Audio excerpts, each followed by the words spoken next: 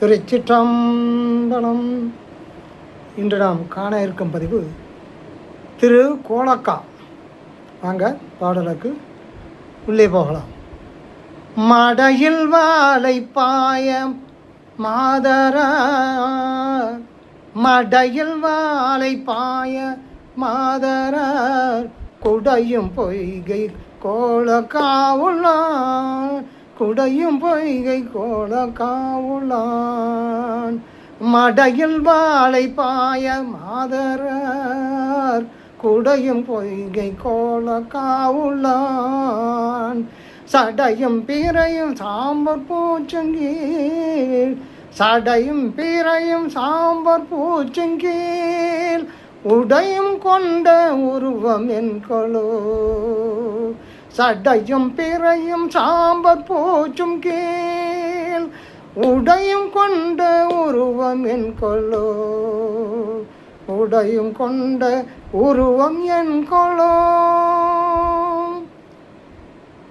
மடையில் வாழை பாய, வயல்கள் வெளிகளுக்கு இந்த தண்ணீரை திறந்த விடவும் கட்டுப்படுத்தவும் உள்ள ஒரு இதுக்கு தான் மடை. நம்ம அந்த காலத்து மனிதர்களுக்கு மடை இருக்கு. மடைன்னா என்னன்னு சொல்ல வேண்டியதில்லை. ஆனால் இப்போ இருக்கிறவங்களுக்கு அந்த மடையை பற்றி அந்தளவுக்கு புரியுமான்னு தெரியல. இருந்தாலும் அந்த மடையில் இல்லை, மடையிலேயே வாழை பாய் தான். அந்த மடை தண்ணி போகிறதுல அந்த மடையிலேருந்து வாழைன்னா வாழை மீன்கள் எவ்வளோ நுணுக்கமாக மீன்களை பற்றும் தெரிஞ்சு எழுதி வச்சுருக்காங்க பாருங்கள். மடையில் வாழை பாய, அந்த மடையிலேருந்து தண்ணியை திறந்து போகிற வேகத்தில் பார்த்திங்கன்னா துள்ளி குதித்து இந்த பக்கமும் அந்த பக்கமும் அப்படியே பாயும். இப்போ கூட நிறைய வீடியோவில் நீங்கள்லாம் பார்த்துருக்கலாம். அது மடையில் வாழை பாய மாதரார் குடையும் பொய்கை. மாதர்கள் வந்து பெண் மக்கள். அந்த நீர் வாய்க்கால் மாதிரி, அப்போ ஆறு கூட வச்சிங்களா வாய்க்கால் மாதிரி. அதில் வந்து அந்த பெண் மகளிர் குளிக்கிறாங்களாம். குளிக்கும்போது அந்த நீரை குடையுன்னா அந்த குளித்து முடிஞ்சு கையால் அலசி கிளசி ஆடி பண்ணுறாங்க இல்லையா, அதுதான் மாதரார் குடையும் பொய்கை. அந்த பொய்கையில் குளிக்கும்போது அந்த பண்ணுறாங்களாம். பொய்கை உள்ள கோலக்காவுளான், திருக்கோலக்காவில் உள்ள இறைவன் அமர்ந்திருக்கிறார், அங்கே அருள் புரிகிறார். அவர் சடையும் பீரையும் சாம்பர் பூச்சுங்கீழ், சடையும் பீரையும் சாம்பார் பூச்சுங்கீழ். சடையில் பீரையும் உடம்பு பூரா சாம்பார் பூச்சி, திருநீர் வெந்நீர். அவர் சுடுகாட்டு சாம்பல் தானே பூசுறாரு. அதனால் சாம்பார் பூச்சும் கீழ்னா வேறு, கீழ்னா கீழே நமக்கு எதுக்கும் கீழேன்னு அர்த்தம். ஆனால் உடம்பு பூரா சாம்பார் பூச்சி வந்து சாம்பார் பூசிக்கிட்டு பூச்சும் கீழ் உடையும்னா கோவணம். கீழ்னா கோவணம். ஏன்னா கீழ் என்றால் ஒரு துணியிலேருந்து கிழிச்சதுக்கு பேர் தான் கீழ். அந்த காலத்தில் வேஷ்டி பழசாயிடுச்சுன்னா அதை கிழிச்சு அழகாக கோவணமாக்கிடுவாங்க. அந்த காலத்தில் நிறைய உழவர்களும் சரி, பெருந்தனக்காரர்களும் சரி, வயக்காடு அதுக்கெல்லாம் போகும்போது கோவணம் அடையிறது ஒரு சர்வசாதாரணமான நிகழ்ச்சி. இன்றைக்கு வேணால் நம்மளுக்கு அது வினோதமாக இருக்கலாம். அப்போ அந்த கீழ்னா கோவணத்தை குறிக்கிறது. அந்த கோவணத்துக்குள்ளே ஃபார்முலாலாம் இருக்குது.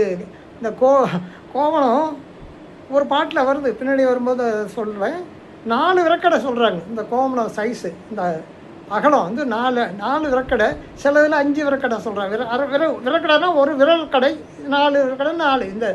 இந்த அகலம் தான் சொல்கிறாங்க ஒரு இந்த கோவணம். அதெல்லாம் நிறைய ஃபார்முலா இருக்குது. அந்த மாதிரி கோவணத்தை அணிந்து கொண்டு அதுக்கு தான் சடையும் பிறையும் சாம்பார் பூச்சும் கீழ் உடையும் கொண்ட உருவம் என்கொலோ. இப்போ அவர் சிவபெருமான்கிட்ட இல்லாதது எதுவுமே இல்லை, எல்லாம் இருக்கிறத. ஆனால் எதுவும் இல்லாதவர் அப்படி தான் நம்மளுக்கு காட்சி தருகிறார். அவ்வளவு எளிமையாக இருந்து மக்களுக்கு அவ்வளவு அருள் பாலிக்கிறார் என்பதை இங்கே வந்து ரொம்ப அழகாக சொல்லியிருப்பாங்க.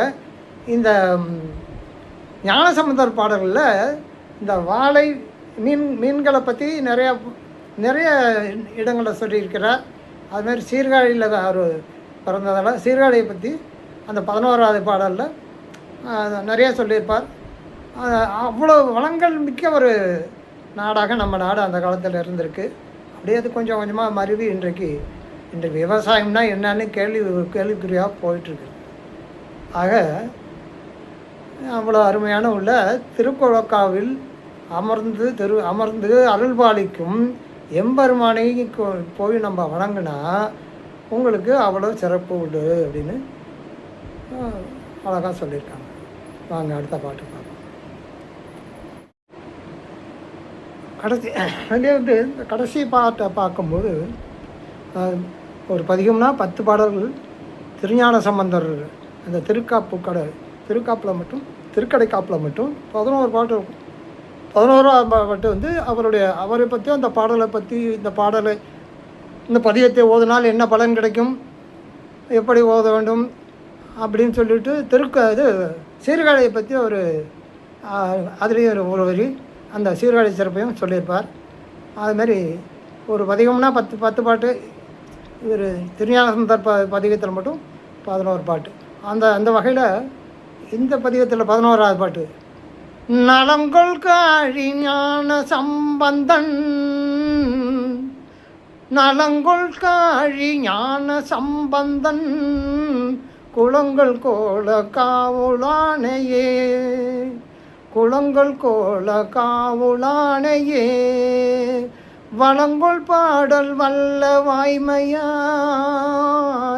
வளங்கொள் பாடல் வல்ல வாய்மையார் உளங்கொள் வினை ஓங்கி வாழ்வரே, உளங்கொள் வினை ஓங்கி வினை போய் உளங்கள் வினை ஓங்கி வாழ்வரே நலங்கொள் காழியான சம்பந்தன் குளங்கள் கோல காவுளானையே வளங்கொள் பாடல் வல்ல வாய்மையார் உளங்கள் வினை போய் ஓங்கி வாழ்வரே, ஓங்கி வாழ்வரே. திருச்சிற்றம்பலம். நலங்கொள் காழி ஞான சம்பந்தன் இயற்கை நலங்கள் யாவும் நிறைந்த சீர்காழி பகுதியில் தோன்றிய ஞான சம்பந்தன். அதான் இந்த 11ஆம் பாடத்தில் அவர் சீர்காழி தோன்றிய ஞான சம்பந்தன் பண்பால் உயர்ந்த குளங்கள் கோல காவுளானையே.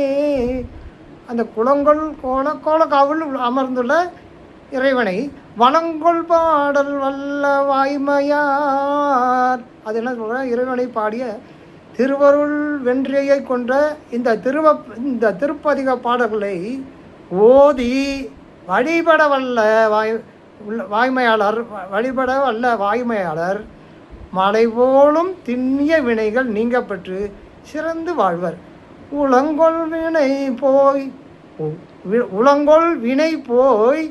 ஓங்கி வாழ்வரே. அதான் உளங்கொள் வினை போய் ஓங்கி வாழ்வரே அப்படின்னு இந்த திருக்குளக்கா இறைவனை பற்றி அவ்வளோ சிறப்பாக பாடியிருக்கார். அடுத்த பதிவில் தங்களை காணும் வரை அன்பு வணக்கம் கூறி விடைபெறுது உங்கள் அன்பு நலம்பாடு. திருச்சிற்றம்பலம். இந்த கோயிலை பற்றி சொல்லணும்னா இந்த திருக்கோலக்காங்கிறது இந்த சீர்காழிலேருந்து 1 கிலோமீட்டர் தொலைவில் இருக்கிறதா சொல்லப்படுகிறது. மரம் கொன்றை மரம், குளம் வந்து சூரிய புட்கரணி. சோழ நாட்டு காவிரி வடகரை தளம் சீர்காழிக்கு மேற்கே 1 கிலோமீட்டர் தூரத்தில் உள்ளது. இத்தலம் திருத்தாளமுடையார் கோயில் என வழங்குகிறது. இந்த கோலக்காவுக்கு திருத்தாளமுடையார் கோயில் என வழங்கப்படுகிறது. என்ன காரணம்னா திருஞான சம்பந்த சுவாமிகள் திருமுலைப்பால் உண்டருளிய மறுநாள் இந்த தலத்துக்கு வந்திருக்கார். அடுத்த நாள் இந்த தலத்துக்கு எழுந்திருக்கிறார். அப்போ எம்பெருமானை பாடும்போது கைகளால் தாளம் போட்டு பாடியிருக்கார். யார்? ஞானசம்பந்தர் கைகளால் தாளம் போட்டு பாடியிருக்கார். இதை கண்ட சிவபெருமான் உமாதேவிகள் அவர் கையில் அந்த பொன்னால் செய்யப்பட்ட எழுந்தருளில் பொன்னால் செய்யப்பட்ட தாளம், அந்த இதுக்கு வந்து தாளம்னு பேர், அந்த தாளம் வந்து அவர் கையில் கிடச்சிச்சான். பொன்னால் செய்யப்பட்டு 5 எழுத்து எழுதப்பட்ட அந்த தாளம் வந்து அவர் கையில் கிடைக்கப்பட்டார். ஏன்னா கையெல்லாம் போடுறாருன்ட்டு தங்கத்தில் செஞ்ச தாளம் கொடுத்தாருடைய இறைவனும் அம்மையும் கொடுத்தாருனார்கள் என்று சொல்லப்படுகிறது. பொதுவாக வந்து தங்கத்தில் செஞ்ச தாளத்தில் வந்து ஓசை வராது. அது வந்து அம்மா உமாதேவி தான் அதை பார்த்துட்டு அந்த ஓசை, அதுலேயும் ஓசை வர்றதுக்கு அவங்க அருள் புரிந்தாராம். அதனால தான் அந்த இப்பயும் அந்த கோவிலில் உள்ள அம்பாளுக்கு பேர் ஓசை நாயகி, அருள்மிகு ஓசை நாயகி உடன் உரை தாளபுரீஸ்வரர். பேரை பாருங்கள், தாளபுரீஸ்வரர் அருள்மிகு ஓசை நாயகி. அந்த அம்பாள் தான் அந்த தங்கத்தாளத்தை தட்டினீங்கன்னா சத்தம் வராது, ஓசை அந்த தாளம் வராது, பண்ணுக்குள்ள அந்த தாளம் வராது. அதுக்காக என்ன பண்ணுங்க, அம்பாலே அவங்களுக்கு அதில் தாளம் வர மாதிரி ஒரு அருள் புரிந்தாங்களாம். அதனால தான் அவங்க அந்த அம்பாளுக்கு ஓசை நாயகி உடனுரை தாளபுரீஸ்வரர் என்று அழைக்கப்படுகிறது. இன்றும் சீர்காழியில் திருமுலைப்பால் தினம் கொண்டாடுறாங்க. அது ஒரு விழா கொண்டாடுறாங்க. அன்றைக்கி வந்து சாமி வந்து இந்த திருக்கோலக்கா வந்துட்டு போகிறதா ஐதீகம் சொல்லப்படுகிறது. ஆக ஒரு அருமையான ஒரு ஐதீகம் உள்ள ஒரு கோயில் தான். திருத்தாளத்தை அவர் திருஞான சம்பந்தர் திருத்தாளம் பெற்ற அந்த ஊர். அதனால் அந்த ஊரை போய் நம்மளும் கண்டுகளித்து அந்த இறைவனை அம்மையும் கண்டுகளை வணங்கி அவருடைய ஆசையை பெற வேண்டும் என்று கேட்டுக்கொண்டு மீண்டும் அடுத்த பதிவில் காணும் வரை உங்கள் அனைவருக்கும் வணக்கம் கூறி விடுவது உங்கள் அன்பு நலம்பாடி. திருச்சிற்றம்பலம்.